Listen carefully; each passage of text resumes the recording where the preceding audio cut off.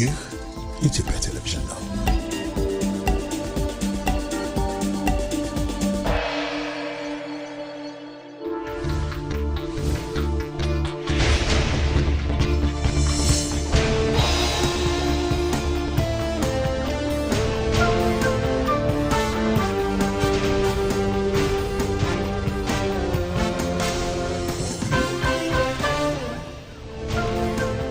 ናሴ 14 2018 ዓመተ ምህረት ተናስልኝ እንደምን አመሻችሁ። የኢትዮጵያ ቴሌቪዥን ነው። ኢቲቪ 57 ጀምሯል። ዋና ዋና ጉዳዮችን ላስታውቃችሁ።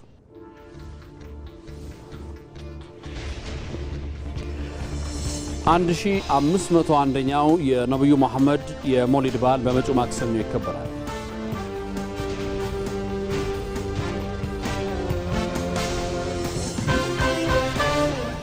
ከባዶ ገጽ የመጀመር ታሪካዊ ስህተትን በማረም ቀጣይነት ያለው ሀገረ መንግስት ለመገንባት የዛሬው ትውልድ በሀገረ ምክክር ታሪክ እየጻፈ ነው።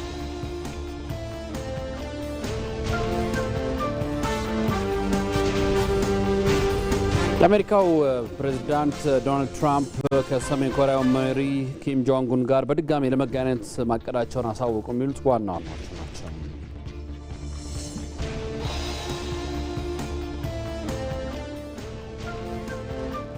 ከዜናዎቹ ጋር አንተነህ ደግፌ ነኝ። አብራችሁን ቆዩ። 1501ኛው የነብዩ መሐመድ የመውሊድ በዓል በመጪው ማክሰኞ ይከበራል። የኢትዮጵያ እስልምና ጉዳዮች ጠቅላይ ምክር ቤት የበዓሉን መከበር አስመልክቶ በሰጠ መግለጫ ህዝበ ሙስሊሙ የልደት በዓሉን ሲያከብር የነብዩ መሐመድን የበጎነት የፍትህና የህይወት ፈለግ በመከተል ሊሆን እንደሚገባ ጥሪ አቅርበዋል። በዕለቱ አቅመ ደካሞችን፣ የተፈናቀሉትን እንዲሁም ድጋፍ የሚያስፈልጋቸውን ወገኖች በመደገፍ በማዕድ ማጋራትና ለሀገር ሰላምና አንድነት ዱዓ በማድረግ በዓሉን ማሳለፍ እንደሚገባም መልእክት አስተላልፈዋል። በዓሉ የፍትሁ ነቢይ በሚል መሪ ሀሳብ እንደሚከበርም የበዓሉ አስተባባሪ ኮሚቴና የአንዋር መስጂድ ምክትል ኢማም ሼህ አብዱል ሐሚድ አህመድ በመልእክታቸው ላይ ተናግረዋል። የኢትዮጵያ እስልምና ጉዳዮች ጠቅላይ ምክር ቤት ለመላው ህዝበ ሙስሊም እንኳን ለ1501ኛው የነቢዩ ሙሐመድ ሰለላሁ ዐለይሂ ወሰለም የልደት በዓል መውሊድ በሰላም አደረሳችሁ እያለ መልካም ምኞቱን ይገልጻል። የዘንድሮው 1501ኛው የመውሊድ በዓል መሪ ቃል የፍትሁ ነቢይ በሚል መሪ ቃል የሚከበር ይሆናል። በመሆኑም ህዝበ ሙስሊሙ በዓሉን ሲያከብር የነቢዩን ሰለላሁ ዐለይሂ ወሰለም አስተምህሮና የህይወት ፈለግ በመከተል አቅመ ደካሞችን፣ ተፈናቃዮችን በአጠቃላይ ድጋፍ የሚያስፈልጋቸውን ሁሉ በማገዝና ለሀገር ሰላምና ለህዝቦች አንድነት ዱዓ በማድረግ እንዲሆን ጥሪያችንን እናቀርባለን።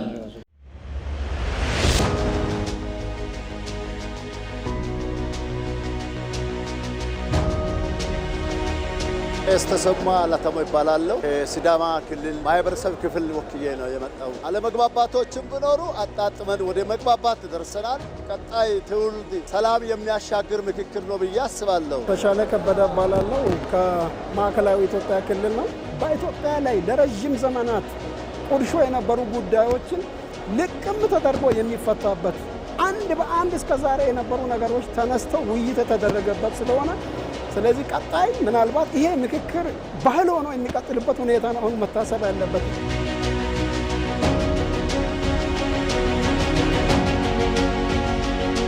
ስሜ ዶክተር ብነግረው ዋሌ ይባላለሁ። ከአማራ ክልል የመንግስት ሰራተኞችን ወክዬ ነው የመጣው። ውይይቱ ለጠንካራ ተቋማት ግንባታ፣ ጠንካራ ተቋማት መገንባት ደግሞ እንዲህ አይነት ባህል ለመዳበር የሚያግዝ ነው፣ የተሳሰረ ነው። ረዳት ፕሮፌሰር አልማዝ አንጅሎ ይባላለሁ ከወላይታ ሶዶ ዩኒቨርሲቲ። ውይይቱ እጅግ በጣም ሀገራዊ ኢትዮጵያዊነት ስሜት እንዲሰማን ያደረገ፣ ሁሉም የራሱን አስተያየት ሀሳብ ይዞ መጥቶ እዚሁ ችግሩ የተፈታበት፣ ቀጣይም ላይም ይሄ ሊለመድ የሚገባ እጅግ በጣም ወሳኝ የሆነ ታሪክ ነው። ፍቅር የሆነች አገር ለማስረከብ በጣም የተመቸ ምክክር ነው ብዬ አስባለሁ። የምናበረክተውን አስተዋጽኦ እያጠናከር ጅምሩን መሰረት ጥለን የምንሄድበት እድል ይኖራል ብዬ አስባለሁ።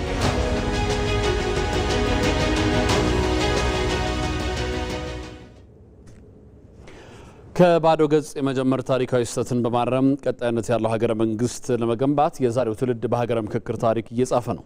ከምክክሩ የሚወጡ ምክረ ሀሳቦች ለጸና ሀገረ መንግስት ግንባታና ለጋራ መግባባት መሰረት የሚጥሉ ወሳኝ የታሪክ ምዕራፍ ይከፍታሉ። ባየሙላት ተጨማሪ አለው።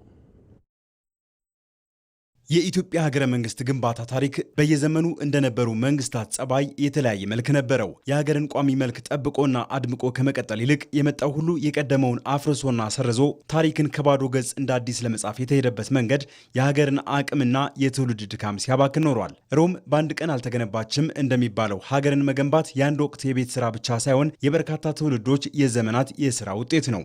በሀገራችን የአሁኑ ትውልድ ካለፈው ትውልድ የተረከባትን ሀገር አጽንቶ በከፍታ ለቀጣዩ ለማስረከብ የሀገር ግንባታ አደራ ተጥሎበታል። ይህ እንዲሆን በኢትዮጵያ ታሪክ ታይቶ በማይታወቅ ሁኔታ ትውልድ ሀገር ሊያጸና በምክክር ተግባብቶ ሀገርን በጽኑ መሰረት ላይ የመገንባት አሻራ ሊያሳርፍ እድል ያገኘበት እድሉንም ሳያባክን ተጠቅሞ ታሪክ የጻፈበት ጅማሮ በሀገራዊ ምክክሩ ተቀይሷል። አንድ ዘመን ላይ የተፈጠሩ ስህተቶች የሚቀጥለው እያሻሻለ ዘመን በደረሰበት ላይ ባለው ላይ እየገነባ የተሻለ ነገር ደግሞ ለመስራት እየጣረ እየገነባ ነው የሚሄደው። ስለዚህ በአንድ ጊዜ የሚሆኑ ሂደቶች አይደሉም። በእኛ ሀገር ታሪክም ከዚህ በፊት ህዝቦች ሲያነሷቸው የነበሩ ግን በተለያዩ ጊዜ የተመለሱ ነገሮች አሉ። ዛሬ በእኛ ዘመን ላይ ደግሞ የምንመልሳቸው መልሰን ነው የምንሄደው። ነገን ልጆቻችን ደግሞ ተነስቶ የቀሩ ነገሮች ከነሱ ጋር በዚህ ጊዜ ያልታዩ ነገ የሚፈጠሩ ነገሮች አብሮም እየፈቱ ነው የሚሄዱ። ምክክሩ ለህዝቦች አንድነትና ለሀገር እድገት እንቅፋት የሆኑትን እየነቀለ ጠንካራ ምሰሶ መገንባት ላይ ያተኮረ ነው። ይህ መንገድም በሀገራዊ ጉዳዮች ላይ መግባባትን በመፍጠር የሰለጠነችዋን ኢትዮጵያ ለመገንባት እርሾ ይሆናል። ሁሉም ሰው ከዛ ከሰፈሩ ከሃይማኖቱ ከምናምን ወጥቶ ኢትዮጵያን ከፍ አድርጎ ያየበት ሁኔታ ስለተፈጠረ የወል ትርክቶችን ለመፍጠር ብቻም ሳይሆን የተፈጠረውን መግባባት የተፈጠረውን የወል ትርክትን ተጠቅመን ኢትዮጵያን የሚገባት ቦታ የኢትዮጵያን ልዕልና የመመለስ ስራ ውስጥ ይሄ ትልቅ እርሾ ነው ማለት ይቻላል። ዛሬ በሀገራዊ ምክክር መድረክ የሚጠነሰሱት የችግሮቻችን መፍቻ ቁልፍ የሆኑ ምክር ሀሳቦችም ትውልድ የሀገር ግንባታን የሚያስቀጥልበት የማዕዘን ድንጋይ እንዲያኖር የሚያነቁ ናቸው። ይሄ አንድ ሂደት ነው። ከዚህ በፊት ያለው ትውልድ እንደዚህ አንድ ላይ ተቀራርቦ አልተነጋገረም። ይሄ እድል ለእኛ ተሰጠ። እኛ ተነጋገርን፣ የምንፈታቸው ነገሮች እንፈታለን። ኔክስት ላይ ደግሞ የሚመጣው ትውልድም የሚቀጥለው ያሉ ክፍተቶች ላይ እየገነባ እየሰራ ይሄዳል ብዬ አስባለሁ። ከዛ አኳያ ሂደት ነው። ሂደቱ በዚህ መቀጠል አለበት። አገር የሚገነባው በሀሳብ ነው። በሀሳብ ደግሞ ለመግባባት ምክክር በጣም አስፈላጊ ነው። ምክክር ደግሞ የኢትዮጵያ ትልቁ ቱባ ባህላችን ነው። ስለዚህ ባክ ቱ ዘ ኦሪጂን ወደ ራሳችን እንምጣ፣ ራሳችን እንሁን። የኢትዮጵያ ታላቅነትና ሉዓላዊነት በአንድ ወገን ትከሻ ላይ ብቻ የሚጫን ወይም በምኞት ብቻ የሚገነባ አይደለም። ይልቁንም የእያንዳንዱ ዜጋ ንቁ ተሳትፎና የጋራ የላብ ውጤት ነው። የምንመኛት ለዜጎቿ የምትመች ኢትዮጵያ እውን የምትሆነው ዛሬ እያንዳንዳችን ደማቅ ታሪክ ለመጻፍ ፋታ ሳንወስድ በምንሰራው ስራ ነው። በግለሰብ ደረጃ በቡድን ደረጃ በምናደርገው ነገር ነው አገር የጋራ የሚሆነው እና አንዱ ሲገነባ ሌላው የሚያፈርስ ከሆነ ያው ውጤቱ ዜሮ ድምር ነው የሚሆነው። ይሄ ደግሞ አንድ ነገር በስልጣኔ እንዲሄድ ወደፊት እንዲያድግ አያረግም። ይልቅ ችግሮች የተለያዩ ያልተፈቱ ችግሮች ለነገ እንዲተላለፉ ያደርጋል። የልማት ጥያቄዎች ወደኋላ ይቀራሉ። ስለዚህ ዜጎች ትኩረት አድርጎ መስራት ያለባቸው የራሳቸው በጎ የሆነ ዛሬ ላይ የሚያደርጉት ትንሹ በጎ ነገር ተደምሮ ለሀገር ትልቅ አስተዋጽኦ ማድረግ እንደሚችል የራሳቸው አቅም በፈቀደ መጠን በያዙበት ሙያ ላይ ተግቶ መስራት እንዲችሉ ለዛ ሁሉም ሰው የራሱ ድርሻ አለው። በዚሁ መርህ ከሀገራዊ ምክክሩ የሚወጡ የምክር ሀሳብ ውጤቶችን ተግባራዊ ለማድረግና የሀገርን አንድነት እንዲሁም ጥንካሬ የሚያጎሉ ተግባራት ላይ በንቃት መሳተፍ ከእያንዳንዱ ዜጋ የሚጠበቅ ዋነኛ ኃላፊነት ነው። የሀገርን ህልውና አደጋ ላይ ሲጥል የቆየ የፖለቲካ አለመረጋጋት ብቻ ሳይሆን ከጀርባው ያለው የተዛባና ነጠላ ትርክት ነበረ። ዛሬ ግን ያ የታሪክ ምዕራፍ እየተቀየረ ነው። ሀገራዊ ምክክሩ ለዘመናት ሲንከባለሉ የመጡ አግላይ ትርክቶችን በመስበር በጠረጴዛ ዙሪያ የተገነባ አዲስ የጋራ ራዕይና ዘላቂ ሰላም ይዞ መጥቷል። ወንድማገኝ ያሉ ተጨማሪ አለው። ሀገራዊ ምክክር ይህንን ትርክት ይሰብሮታል። ከዚህ በኋላ ላይነሳ እነዚህ የነጠላ ትርክቶች ከዚህ በኋላ እድል አይኖራቸውም። ለምን? ሁሉንም ነገር ወደ ጠረጴዛ ነው ያመጣ ነው። ይህ የሀገርን መረጋጋትና የህዝቦችን ዘመናት የተሻገረ አብሮ የመኖር እሴትን አደጋ ላይ የሚጥለው ዋናው ፈተና የፖለቲካ አለመረጋጋት ብቻ ሳይሆን ከጀርባው ያለው የተዛባና ነጠላ ትርክት ነው። አዎንታዊ የጋራ እውነታዎችን ወደ ጎን በመተው ከፋፋይ ትርክቶችን ብቻ ማጉላት የህዝቦችን አብሮ የመኖር እሴት በመሸርሸር የጋራ ማንነትንና የታሪክ ትስስርን በማፍረስ ለሀገር መፍረስና ለግጭት ዋነኛ መንስኤ ሲሆኑም ቆይተዋል። ለዘመናት ሲንከባለሉ የመጡ አግላይና አንድን ወገን ብቻ ማዕከል ያደረጉ እነዚህ ትርክቶች የሰላምና የእድገት ዋነኛ እንቅፋቶች ናቸው። አንድነታችንን የሚሸረሽሩ ነጠላ ትርክቶች ሲወራ ሲዘከር ቆይቷል። ነጠላ ትርክቶች ሁል ጊዜ አገር አፍራሾች ናቸው። አገር አይገነባም። የጋራ ትርክት ነው የሚጠቅመው። ኢትዮጵያ ውስጥ በላይም በታችም የለም። ሁላችን እኩል ነን። እኩልነትን የሚያከብር አንድነት ነው ምኖረን።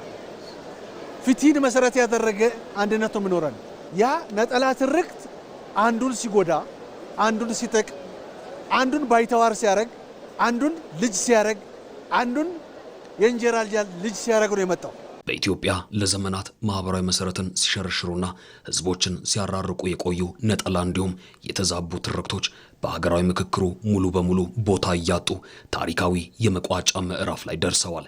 ይህ አጠቃላይ ሀገራዊ መግባባትን ለመፍጠር የተወጠነው ታሪካዊ ምክክር መድረክ የቆዩ ክፍተቶችንና መጠራጠሮችን በመስበር የጋራ ሀገራዊ ራዕይ እንዲሰነቅ አዲስ መንገድ ጀምሯል። በተለይም ምክክሩ ሁሉንም የህብረተሰብ ክፍሎች ያካተተ ግልጽና በሳል ውይይት እንዲደረግ በማስቻሉም ከዚህ ቀደም ልዩነቶችን በማግነን ሀገራዊ አንድነትን ሲፈታተኑ የነበሩ የጽንፈኝነትና የብቸኝነት ትርክቶች እንዲከስሙም አድርጓል።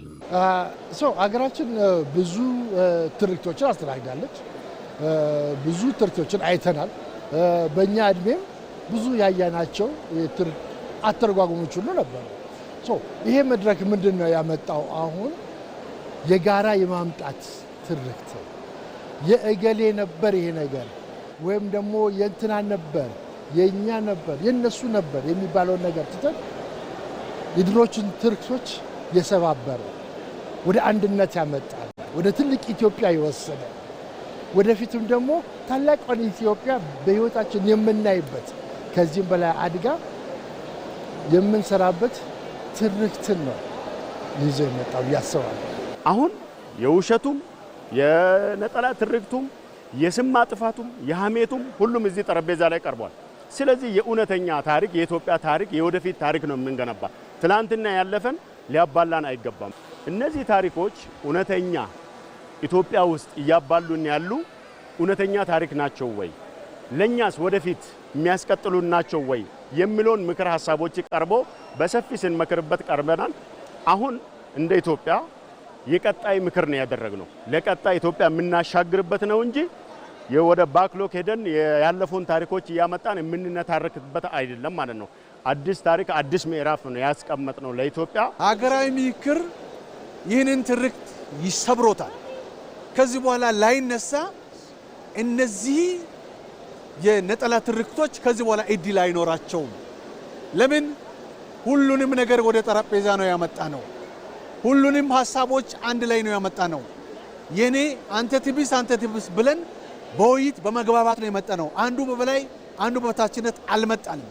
ምክንያቱም ያንተ ሐሳብ ምን ነበር፣ የኔ ይሄ ነበር፣ የት ነው የሚያዋጣው፣ የትኛው ነው ማያዋጣው የሚለው ሐሳብ ማጫችን ይዘን ነው በምክክር ኮሚሽኑ መግባባት የጀመረው። በምክክሩ የተደረሱ ስምምነቶችና የመፍትሄ ሐሳቦች የታሪክ አጋጣሚዎችን ለፖለቲካ ትርፍ ከመጠቀም ይልቅ በህዝቦች የጋራ እሴትና ወንድማማችነት ላይ የተመሰረተ አዲስ ሀገራዊ ምዕራፍ እውን መሆናቸውን አረጋግጠዋል። የሀገራዊ ምክክሩ የታሪክ አጋጣሚዎችን ያዛቡ ነጠላ ትርክቶችን በመስበር አዲስ ብሔራዊ መግባባትን ፈጥሯል።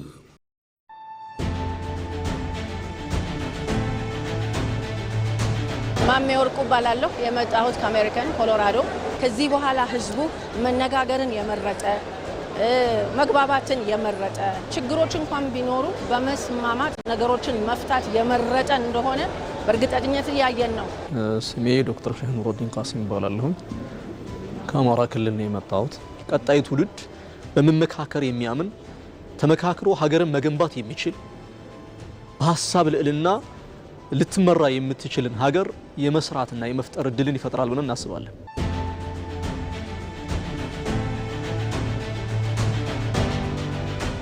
ምክክር ሂደቱ በጣም ጥሩ ነው። የተገኘውን እድል በመጠቀም ሀገራችንን ወደ ላቀ ደረጃ ማድረስ ይገባል የሚል ሐሳብ አለ። ስሜ አደሲንቄ አረጋሽ ገዳን አባው ይባላል።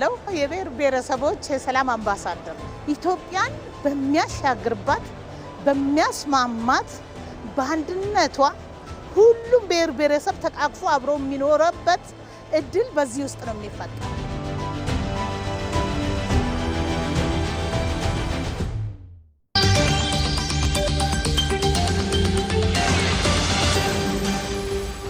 በኢትዮጵያ የፖለቲካ ታሪክ ውስጥ የመጀመሪያ የሆነው ሀገራዊ ምክክር መድረክ ኢትዮጵያን ሁሉ በታሪክ መጻኢ ተስፋን ለመሳል በጋራ ብሩሽ ያነሱበት ምዕራፍ ሆኗል። ይህ ሂደት ትልቁ ድል ከመውዜሩ ምክክሩን ብሎ ሀገር በታሪክ ለመጀመሪያ ጊዜ ለምክክር የመቀመጡ እውነት ነው።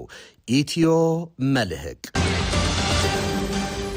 ዛሬ ምሽት ከ3 ሰዓት ጀምሮ በኢትዮጵያ ቴሌቪዥንና በኢቢሲ ዶት ስትሪም ላይ የሀገራዊ ምክክሩን የ4 ዓመት ቆይታ ይዳስሳል። ኢትዮ መልህቅ።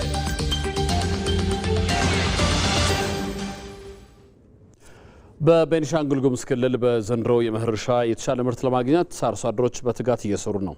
በክልሉ እስካሁን ከ1.7 ሚሊዮን ሄክታር በላይ ማሳ በተለያዩ የሰብል አይነቶች ተሸፍኗል። ነስረዲን ሐሚድ ተጨማሪ አለው። በኢትዮጵያ ዋነኛው የምግብ ዋስትና ምንጭ የሆነው የመኸር እርሻ በከፍተኛ ንቅናቄ የሚከናወን ነው። በተያዘው የ2018-19 የመኸር ምርት ዘመን አርሶ አደሮች የተለያዩ የግብርና ቴክኖሎጂዎች የመጠቀም ልምዳቸው እየተሻሻለ ምርታማነታቸው እያደገ መሆኑን ይናገራሉ። እኔ በዚህ ያለው 37 ሄክታር ነው በጥቅሉ ያለው። እኔ እንደምታየው የምርቱ ቁመና እንደምታዩት ነው። እንግዲህ አደርሰናል። እንግዲህ ወደ እሸትነት እየደረሰ ነው። ካሁናው በተሻለ በሄክታር 80 ኩንታል በላይ እናገኛለን ብለን ተስፋ አድርገን በጥሩ ሁኔታ እንክብካቤ እያደረግን እየሰራን እንገኛለን ማለት ነው። ኩታ ገጠም በጣም ጠቀሜታ አለው። ምክንያቱም እንደዚህ በዘፈቀደ ሲዘሩ የነበሩ ዘሮች በመስመር ሲዘሩ አንደኛ የምንሰጣቸው ግብዓቶች እዛው ቦታ ላይ ይውላሉ። ሲደመር ደግሞ ግብዓቱን አግኝቶ ያዝርት ራሱን ችሎ በአጭር ጊዜ የሚጠቀመውን ግብዓት ተጠቅሞ የተሻለ ፍሬ የሚይዝበትን ሁኔታ እጅግ በጣም እንደሚያመቻች እየተረዳን መጥተናል ማለት ነው። በቤኒሻንጉል ጉሙዝ ክልል በተያዘው የመኸር ወቅት ከ2 ሚሊዮን 48 ሺህ ሄክታር በላይ ማሳ በዘር ለመሸፈን ታቅዶ እስካሁን ከ1.7 ሚሊዮን ሄክታር በላይ መሸፈኑን የግብርና ቢሮ ኃላፊው የተናገሩ ሲሆን በክልሉ በተለያዩ አካባቢዎች የተዘሩ ሰብሎች በጥሩ ቁመና ላይ የሚገኙ ናቸው። እቅዳችን አሁን 2 ሚሊዮን 48 ሺህ ሄክታር በዘር ለመሸፈን እየሰራን ነው። ከዚህ ውስጥ በቆሎ እና ማሽላ ብቻ አገዳ ሰብል የምንለው እስካሁን 1.1 በዘር ተሸፍኗል። ሁለቱም ብቻ ከ2 ሚሊዮን ውስጥ ማለት ነው። በዚህ አግባብ 1.7 እስካሁን ተሸፍነዋል። ቀሪዎቹ በመሸፈን ላይ ነው። ይሄ የባለፈው ሳምንት ሪፖርት ነው እና ያለው ሰብል ቁመና ጥሩ ነው። ፈጣሪ ይመስገን። ዝናብ መጀመሪያ ላይ ትንሽ ወጣ ገባ ይል ነበረ። እስካሁን ሚያዝያ ወር የዘሩ ሰዎች የደረሱ በቆሎች አሉ፣ የደረሱ ሰሊጦች አሉ። አሁን ወደ ገበያ የደረሰ በቆሎ አለ፣ ሰሊጥ ወደ መሰብሰብ የደረሰ ያለ። በክልሉ በምርት ዘመኑ 73 ሚሊዮን ኩንታል ምርት ለማግኘት እየተሰራ ነው። አርሶ አደሮችም የግብርና ሜካናይዜሽን የማስፋፋት ስራዎች እያከናወኑ ይገኛሉ። ለኢቲቪ ነስረዲን ሐሚድ ከአሶሳ። በኢትዮጵያ የተጀመረው የገጠር ሽግግር የግብርና ምርቶችን የሚያቀነባብሩ ፋብሪካዎች በገጠር አካባቢ እንዲገነቡ በማድረግ ገጠሩን የልማት ማዕከል ያደርጋል። የገጠር ሽግግር መሰረተ ልማቶችን በማስፋፋት የገጠሩ ማህበረሰብ አኗኗር ዘመናዊ እያደረገም ነው። ባየሙላት ተጨማሪ አለው። በሀገራችን ለዘመናት የዘለቀውንና ድካም የበዛበትን የኋላ ቀር ግብርና ዘይቤ በዘመናዊ ቴክኖሎጂ በየጎጆው ያሉ ኩራዞችን ደግሞ በአምፖል ብርሃን መተካት የገጠሩን አኗኗር ያዘምናል። በዚህ ስትራቴጂ ከእርሻ ማሳ የሚሰበሰበውን ጥሬ ምርት በፋብሪካዎች እሴት በመጨመርና ከአገልግሎት ዘርፉ ጋር በማስተሳሰር የኢትዮጵያን ኢኮኖሚያዊ መዋቅር ከመሰረቱ የመቀየር ጉዞ ተጀምሯል። በዚህ ሂደት ከተማን ያዘመኑት ልማቶችና ቴክኖሎጂዎች ወደ ገጠር ዘልቀው በመግባት የገበሬውን ሕይወት ያቃልላሉ፣ እንደ ሀገር ሁሉን አካታች እድገትንም ያሰፍናሉ። ይህ የገጠር ሽግግር ተብሎ ይገለጻል። አብዛኛው የኢትዮጵያ ማህበረሰብ አሁንም ገጠር ውስጥ ስለሚኖር ገጠሩን መቀየር ያስፈልጋልና የተሻገረ ገጠር ከነበረ የኑሮ ዘዬ ከፍ ያለ ገጠር መፍጠር አለብን የሚል ትልም የነበረን። እኛ ሳምፕል ቤቶች እንሰራለን። የምንሰራቸው ቤቶች የአንዱ ቤተሰብ ቤት 3 ቤድሩም አለው። በቂ የሚባል ሳሎን ሊቪንግ ሩም አለው። ከጓሮም ከፊትም እርሻዎች አሉ። እንደምታዳምጠው ከብቶች ተለቀው ማሳ ላይ ሳይሆን ልክ እንደሰለጠነው ዓለም የሚመገቡበት ቦታ ተዘጋጅቶላቸዋል። ከብቶችና አርሶ አደሮች እንደከዚህ ቀደሙ አብረው አያድሩም። በእያንዳንዱ ጓሮ የጓሮ እርሻ አለ። ኢነርጂ ያገኛል። ከቤተ ዘመድ ጋር ራቅ ያለ አካባቢ ካሉ ሰዎች ጋር በስልክ መገናኘት ይችላል። የዜና አውታር ለመከታተል በየቤቱ ቲቪ አላቸው።